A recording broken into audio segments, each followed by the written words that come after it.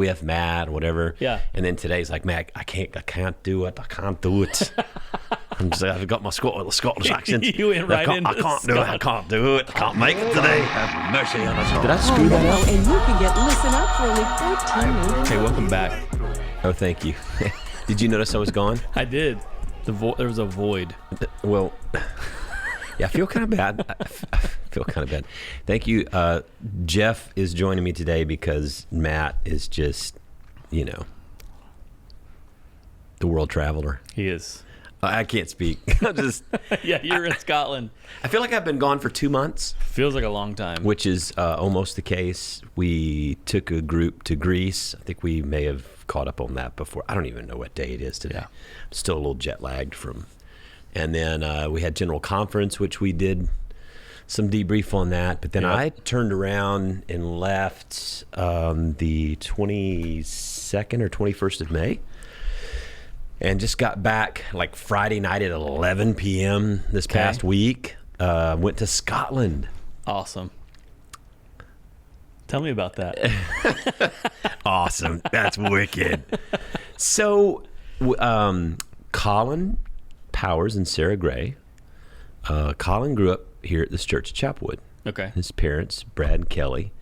But let me just go ahead and start and say thank you to all of their family and the Gray family and the Powers family for just wonderful hospitality and kindness. It was cool. And I'll show you. If you ever watched the show Outlander, like it's apparently something my mom likes. It's got some good looking hottie Scottish guy. But this is where the wedding happened. Whoa. I know. Sick. So it was in this place called Gosford House, and there was bagpipers, and there were dancers, and there were, this old castle kind of thing. So, there's everybody milling around. It was cool. And actually, this Gosford House has one of the fanciest art collections in Europe, in this one little house that's there. Wow. But it was really cool, and got to do the wedding there. Here comes the couple, as they're coming in after they.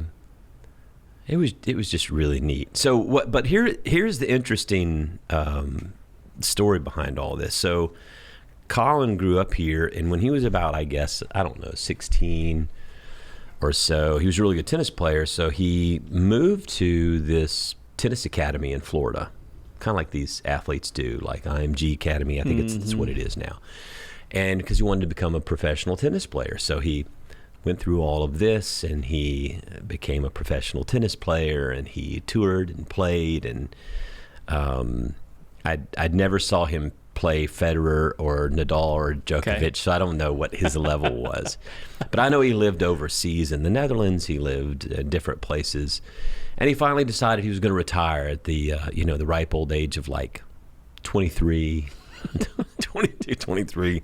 Because, professional athletes is kind of how they work out. Mm-hmm. And he decided that he was going to go to college at the University of Edinburgh in Scotland. Okay.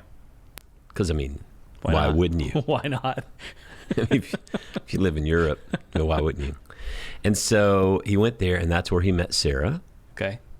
And what's interesting is so you say, okay, all this fast forward. How is it that I'm the one that goes over there? Because I haven't really known Colin. Well, during COVID and kind of going through all that season together, Sarah really she came up I think she was raised or grew up in a place wasn't really tied into faith.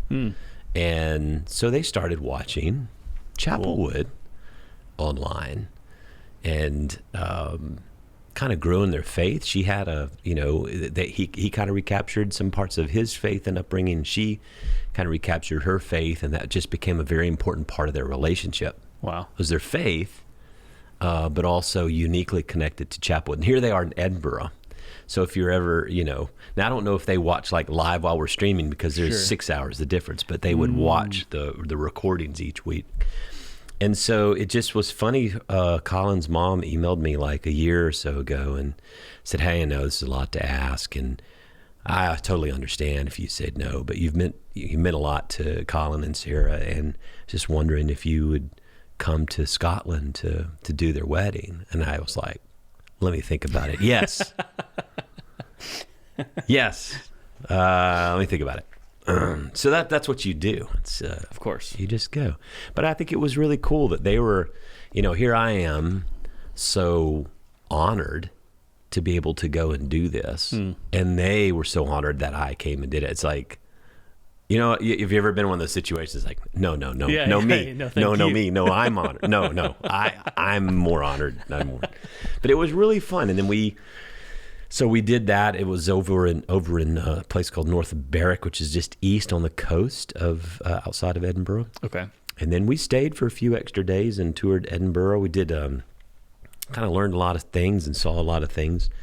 I wanted to talk to you. So the wedding was that was the reason we went. Sure. There was a Chapelwood connection there that I thought that was really cool. And it was a digital extension connection, right? Kind of like the podcast is. Yep. And since you're the digital connection guy, it made sense that you're going to be here. I mean, how does it make you feel to know that there are people in places all over the world that are uniquely connecting to their faith through the technology? I mean, you do the technology, so isn't that cool? That's very cool. Yeah, I think it creates an extra layer whenever you're doing the work every week of setting up the stream and looking at the back end, listening to the audio, making sure that everything's dialed in. And then when you hear that people are actually engaging in different places, even like here in Houston in different areas, getting emails from people about the stream and it's not working. That's typically there's no sound. That's typically turn your mute off. Yeah, I'm like, do you have YouTube? But that's really, really cool to hear that people are engaging in different places beyond just different places in Texas, or when people go on vacation to different areas. But Scotland is pretty sick. It's pretty out there. That's really cool. But it's good. We had a couple for a while living in China. Wow. That was watching and streaming. Wow. COVID, it's going to be interesting. I think we'll be able to debrief this for a generation, but COVID dealt us a hand that we weren't really excited about, but it made us do things we probably would not have done, that we kind of dreamed about doing or we wanted to do, but we probably never would have really done it all in like we ended up doing. Right. I mean, because when we do our production value is kind of like watching a television show. Right. Hate to say it, but it is, because so many people are participating online. We wanted them to feel not just like they're in the back of the balcony watching from a distance. Right. So they're there at the keyboards, or they're, on the stage, or they're moving around. They feel invited in. Yeah, absolutely. I think that it came at an interesting time too, because if you look at our traditional service, and even with James and Cam and the music side of things, it was almost simultaneous whenever we went to digital stream and kind of upped all that stuff and really focused on that when they started seeing a lot of their growth digitally as well. And we just got back from Carnegie, where that's right. Cam so and talk the choir, talk about that. So full circle. I thought about inviting Cam today too, but I mean, it was like, so this past weekend, not only am I coming back from the Chapelwood connection overseas, I mean, talk about this Carnegie Hall, Heather Sorensen, right? Sorensen, composer, Chapelwood choir musicians going to play in Carnegie Hall, and I saw you were up there, falling in love with New York again. Oh yeah, loved it. Incredible. Great place to visit. Riding the subway, doing the whole thing. But yeah, I think seeing our choir and seeing Cam being able to perform in such an epic and historic location, like on the walls in Carnegie, I got some time just to kind of walk around while they were rehearsing, and it's like the people that perform there, it's just the Beatles. Everybody performed there, and the pictures they have, I'm just like, oh my God. And then Cam, at the end, he's on stage crying, standing ovation, the whole thing. So yeah, it's really cool to see what all has kind of come from him being able to engage with a digital audience, kind of coming full circle on that. But yeah, seeing the choir in New York and being able to perform, and James and Cam there, That's awesome. and all of our people is really, really cool.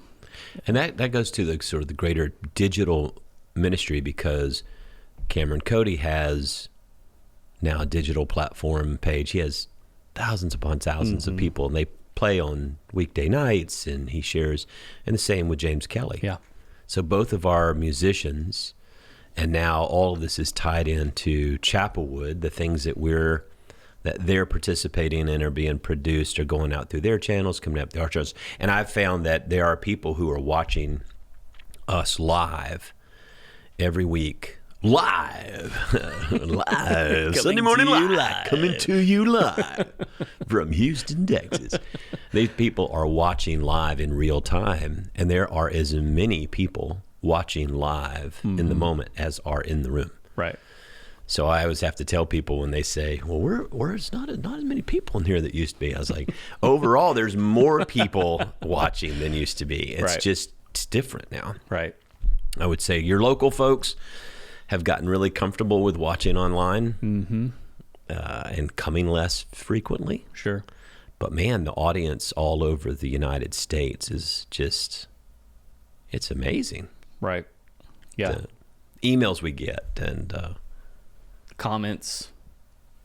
It's fun. Especially during the summer. We're about to go into a season where I think a lot of people will be out of town, but people stay engaged online.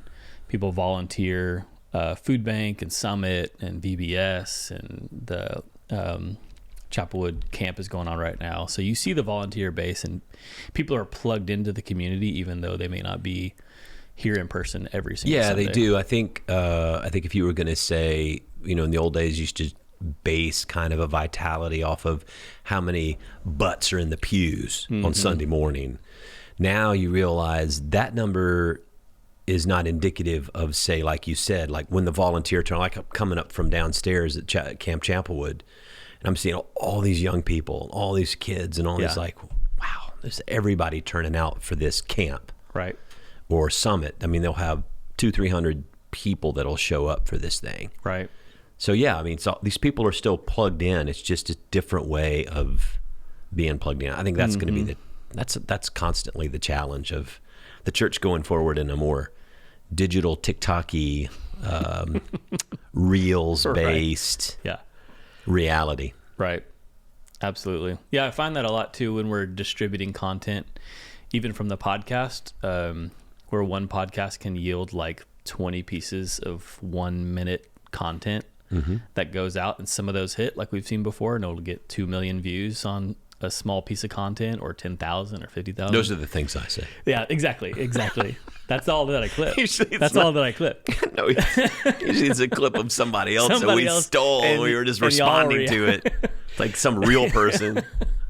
But yeah, I think it's interesting because now you cast a really, really wide net through short form content, and then the select number of people that choose to engage further will engage further with longer pieces of content. And we've seen that happen a lot.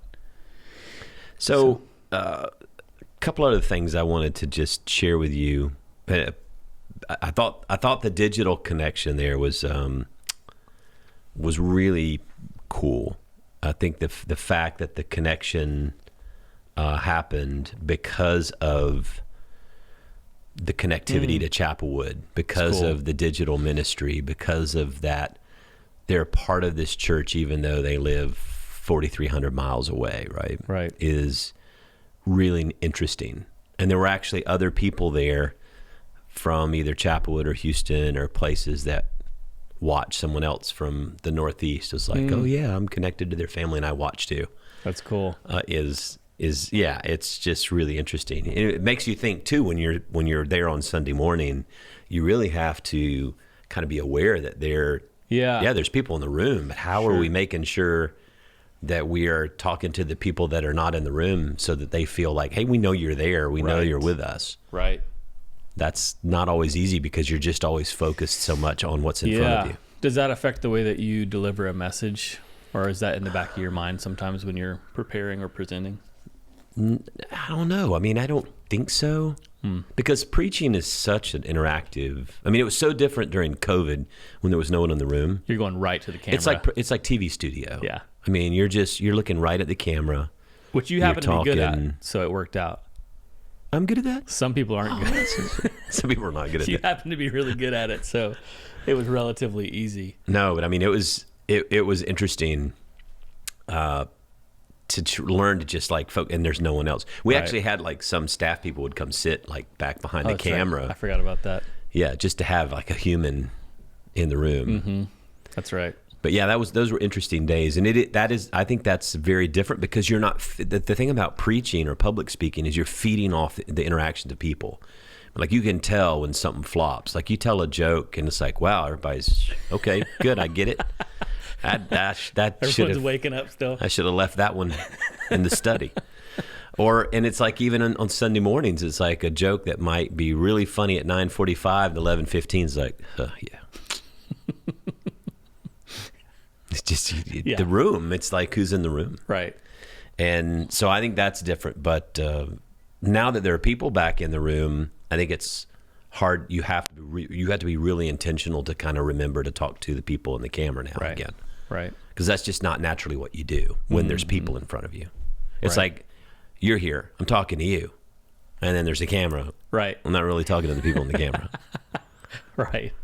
Yeah. Does that make sense? Yeah, absolutely. Podcast is different. It's a conversation, but yeah, the in-person and online. That's why I've watched some podcasts where like one person just like sometimes they have multiple people that are like their folks. Yeah. Like we have Matt or whatever. Yeah. And then today's like, Matt, I can't do it. I'm just like, I've got my Scottish accent. You went right into I can't do it. I can't do it. I can't make it today. And I'm like, the last thing in the world I would ever want to do is come in here on the podcast and go, this is just going to be me talking for 30 minutes. Because first off, I would get bored. Yeah. Like myself. Sure. Yeah. I mean, you'd have to really have like a structured your script. thing. I mean, all some people scripted do out. it. Some people do it, yeah. They do it well. But that's why I was like, Jeff, do you want to do this with me? Well, I love this podcast because it's so like, it's more relaxed and I think it's accessible for people, but also for you and Matt, it's like, y'all don't have to do a ton of prep and build. Oh my like gosh, a don't tell script. people that. I'll cut that out. I mean, and I think that's what makes it great though, is it is conversational and y'all have a lot of knowledge that you pull from on the You podcast. should definitely leave that in. That's actually pretty funny, and it's kind of true. But I will say, so I wanted to talk to you about the digital ministry and how that kind of led to this unique wedding in Scotland, right? And how Chapelwood's influence and swath of that was a big part of that. Like when we were having the parting at the end of the trip, they were reflecting to us about the same story over again, about how important that has been for them. So that was really cool to hear and see. And I wanted to make sure you knew that. That's why I invited you today. Plus, very cool. You're looking good these days.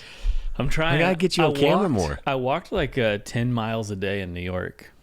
Oh yeah, just up and down, up and down. No, when you're in Europe, like in Edinburgh, there's like I didn't rent a car. Yeah, and you walk everywhere. Right. Do you find that you're doing so many things that you're less focused on food when you're traveling abroad? Because in Houston, I'm still focused on food. When I'm here, I'm like lunch, dinner. I'm like tapped into what I'm going to eat, and then when I'm traveling, I'm just like, I'm so amazed by whatever I'm seeing that food is kind of like a byproduct. Yeah, but there's that. Usually food as you're looking around. There's like that's food. True. That's true. Food will catch your eye.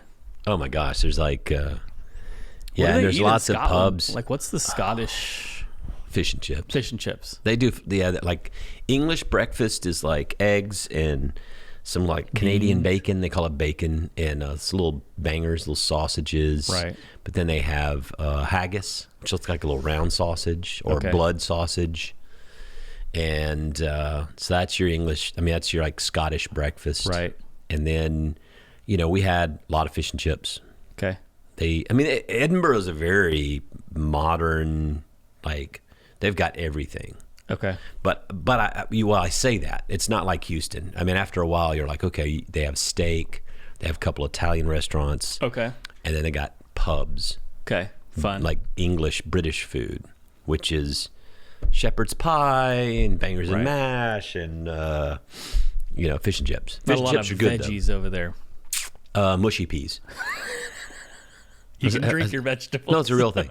It's a real thing. Mushy When peas. they first bring it out on your fish and chips, it's got your chips, your fries. Their fries are really good. Okay. Because they're like just thick enough that they're soft in the middle, but they're crunchy on the outside. But they're not they're not like steak fries. Okay.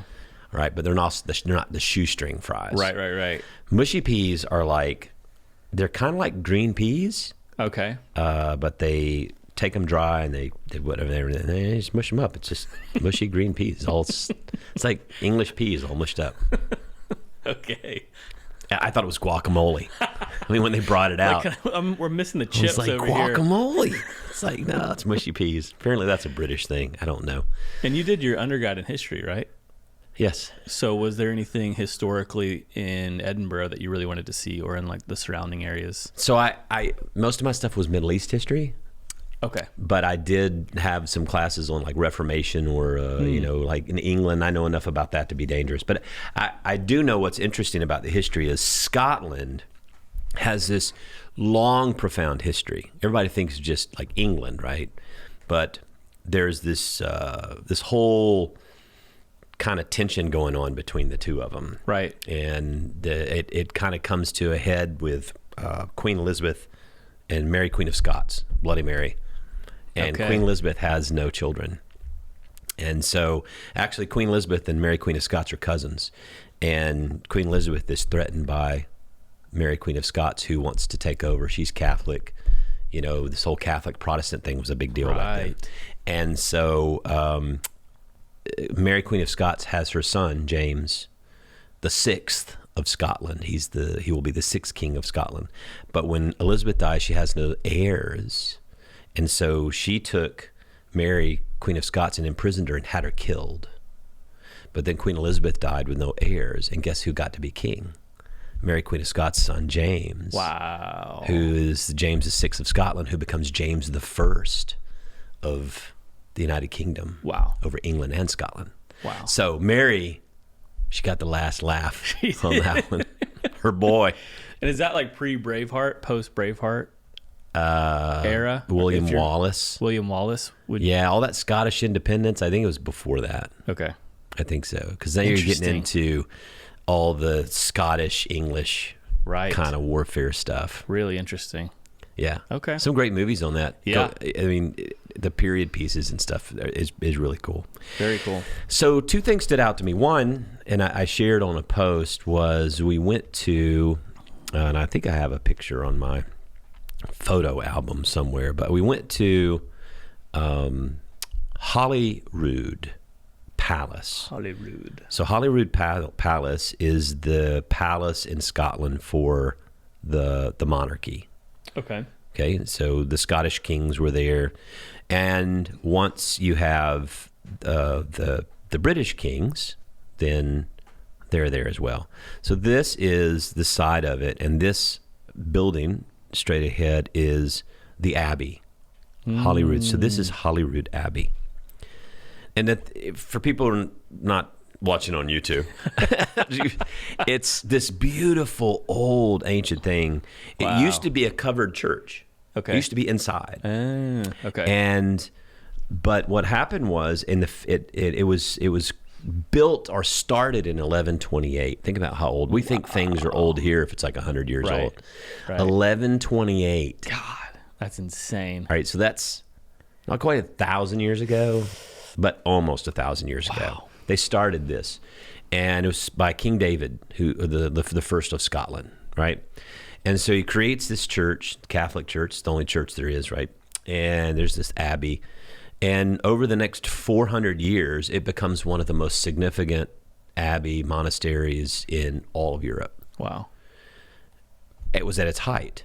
And of course, Protestant Reformation starts in the early 1500s.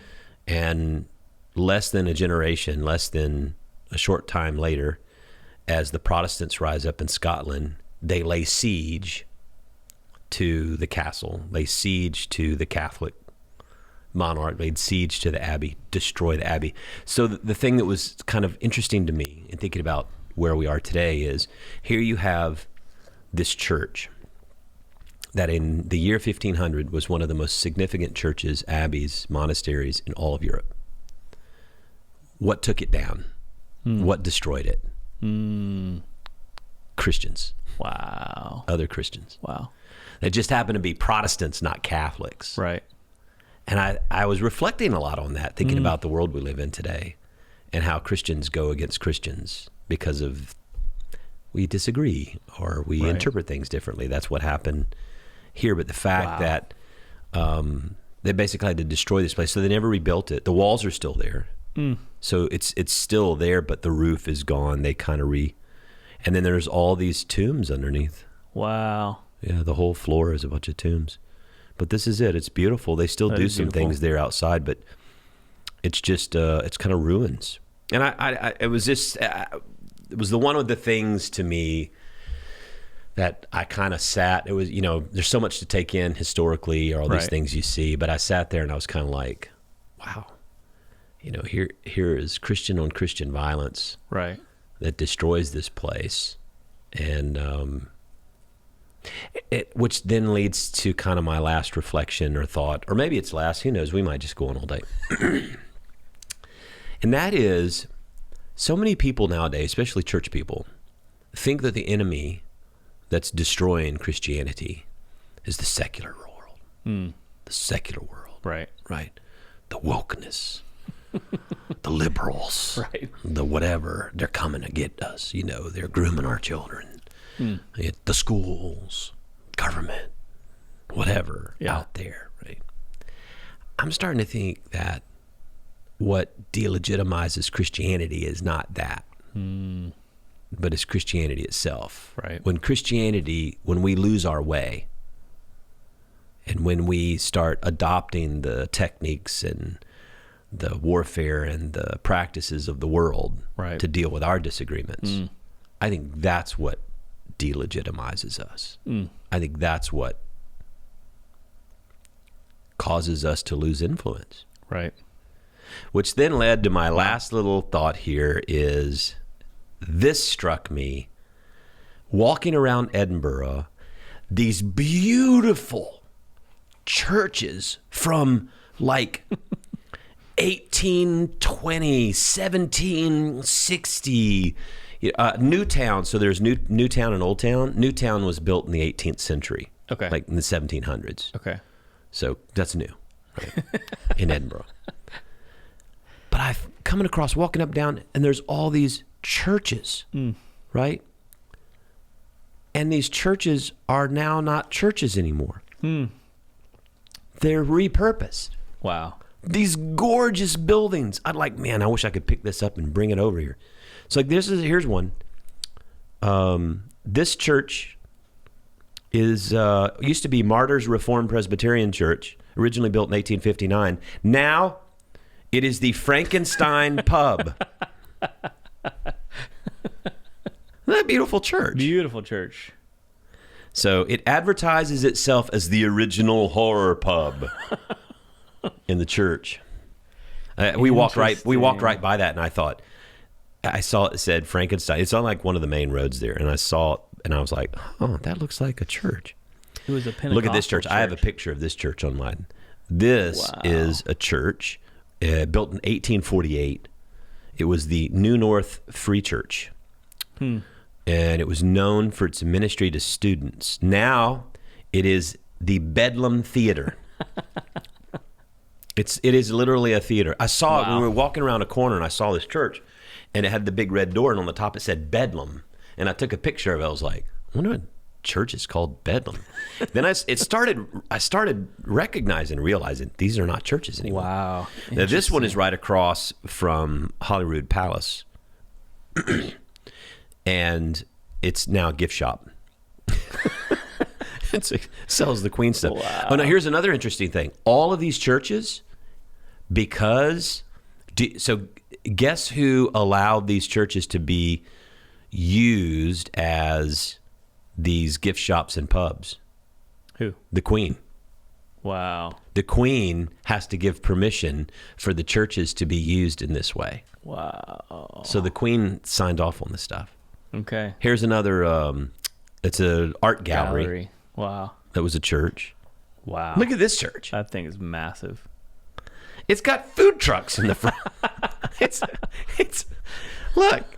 It's the Edinburgh International Festival. It's like a community center art gallery. But look, fish and frites. Yep.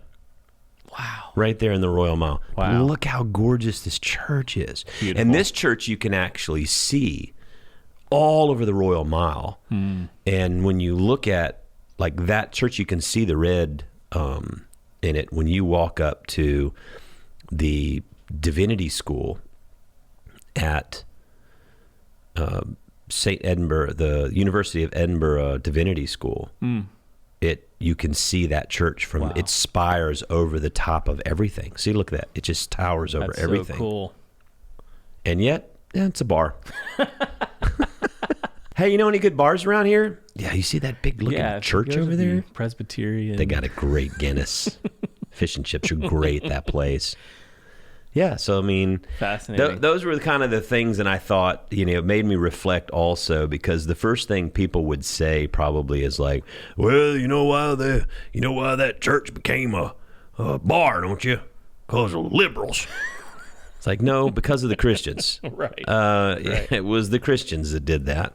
Look how beautiful the church is. Yeah, that's awesome. I wanted to just can you just dig this church up? Transport. And just bring it over here. Right. Let me find a place for it. Right. I'd imagine that just it's gorgeous. That was it. Those are my lessons from Scotland. I don't know that they're lessons, reflections of life. And I think it's kind of warms me when everybody says, well, Europe's liberal and that and all that. Well, we're headed in their direction. I'm like, yeah, because they did the things we're doing now. And I think really the church has an opportunity to do it differently. Right. Secularism is just going to continue to be what it's going to be. The way the church deals with it is what I think will either save the church or condemn the church to irrelevance. Right. Because in a rising tide of secularism in society, if you have a church that's just going at each other and fighting each other and using like the same techniques as Washington, D.C., and cursing each other and slandering each other, then secularism goes, yeah, I told you we were right. Right. I mean, look at this. This who wants to be a part of this is worthless. It means nothing. It's and I think they have a point. Yeah. So anyway, that was kind of my reflection. Very cool. Of all of that. But so you have Texas Annual Conference next week. Yeah, next week we might try to see if we can find a place to set up and maybe talk to some folks. Just kind of grab them. Yep. Pull them in by the arm and pull them in. See if we can do that. Perfect. Do we have a mobile kit, like the mobile podcast kit? We do, and we have this Pod Have Mercy backdrop that we can bring. Oh, nice. Over there. Yep. Get that up and hopefully find a spot to set up and bank a few. I think it'd be easier to find a spot this time than we tried to do. That's all we'll say about that. That's all we'll say about that. That's all we have to say about it. All right, man. Make sure you subscribe and like the podcast. Make sure you share it with other friends. I think this week, as I said, just kind of reflecting on the trip to Scotland or reflecting on the trip to New York. But really, what lessons can you learn when you travel? Yeah. How can you be exposed to things that can help you? And when you come home, to kind of be what we're called to be, is a people of faith that live in a world that's very diverse and very different, but in a place, in a way that's not creating everyone else as the enemy. Right. Which it seems to be what we've been good at. Because if that's the case, then, churches just turn out to be pubs and nightclubs. That's right. All right, well, this has been fun. I'm John Stevens. I'm Jeff Wood. And this is Pod Have Mercy.